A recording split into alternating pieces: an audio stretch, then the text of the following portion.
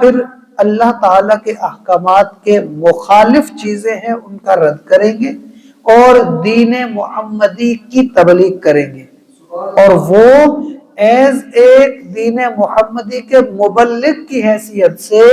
پوری دنیا میں اسلام کی دعوت کو عام کریں گے، جہاد بھی کریں گے، اور وہ پورے معاملات جو قیامت کی نشانیوں میں سے ہیں وہ حضرت عیسیٰ علیہ السلام کے ساتھ یعنی ان کی موجودگی میں وہ سارے معاملات چلیں گے۔ اور حضرت عیسیٰ علیہ السلام اس وقت میں جب تشریف لائیں گے تو تمام تر یہودی بھی اس چیز کو تسلیم کریں گے اور عیسائی بھی اس چیز کو تسلیم کریں گے، اور اس وقت میں فقط اسلام ہوگا، اس وقت میں اور کوئی چیز نہیں ہوگی۔ تو ایک علامت یہ بھی ہے کہ موت سے پہلے سے مراد قیامت سے پہلے، کیونکہ آخری موت سب کی وہی ہے،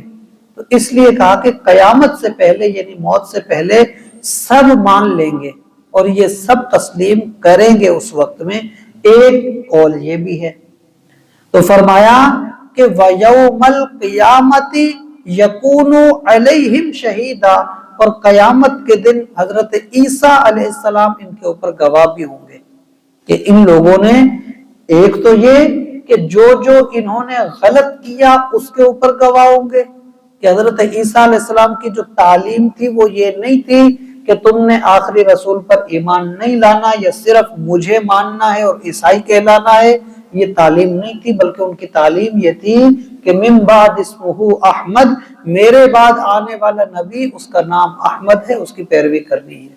اس کے پیچھے چلنا ہے۔ وہ تو حضور صلی اللہ علیہ وسلم کے دین کی پیروی کی تبلیغ کے لیے آئے تھے، تو انہوں نے وہ پیغام دیا تھا۔ تو مراد اس سے ایک یہ بھی ہے کہ وہ اس بات پر گواہ ہوں گے کہ انہوں نے جو ان کی تعلیم کی مخالفت کی، اور دوسرا وہ اس بات پر گواہ ہوں گے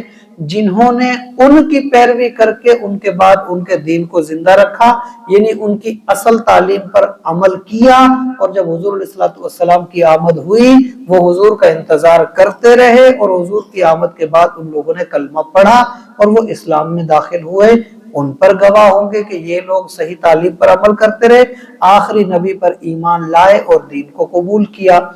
یا پھر یہ بھی کہ جو قرب موت ان کے اوپر یہ عالم طاری ہوں گے، اس کے اوپر حضرت عیسیٰ علیہ السلام گواہ ہوں گے کہ ہاں اس وقت میں انہوں نے تسلیم کیا لیکن دنیا میں انہوں نے تسلیم نہیں کیا۔ تو مقصود یہ کہ جو حالات بھی ہوں گے نا، حضرت عیسیٰ علیہ السلام ان سب پر گواہ ہوں گے کہ ان لوگوں نے کون اس میں سے صحیح تھا اور کون غلط تھا، وہ سب اس بات کو گواہی دیں گے۔ فرمایا فَبِظُلْمٍ مِّنَ الَّذِينَ هَادُوا، یہودی جو لوگ ہیں ان کو اللہ نے بڑی عزت دی،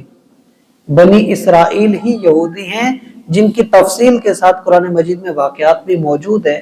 قرآن کریم کے مطابق سب سے زیادہ عزت والی قوم بھی یہی تھی، اور سب سے زیادہ نافرمانی بھی اسی قوم نے کی۔ قرآن کریم کی تعلیمات کے مطابق سب سے زیادہ نافرمان قوم جو گزری ہے وہ بنی اسرائیل گزری ہے، جنہوں نے بڑی بڑی نافرمانیاں کی، اور اللہ تعالیٰ نے ان کو پھر بار بار موقع دیے۔ انہوں نے ظلم کی اتنی انتہا کی کہ کم و بیش 70 انبیاء کو شہید کیا، اتنے نافرمان یہ قوم تھی، لیکن اللہ تعالیٰ نے پھر بھی ان کو موقع دیے، لیکن یہ بالکل بدبختی میں رہی، جس کی وجہ سے پھر اللہ نے ان کے اوپر عذاب نازل کیے۔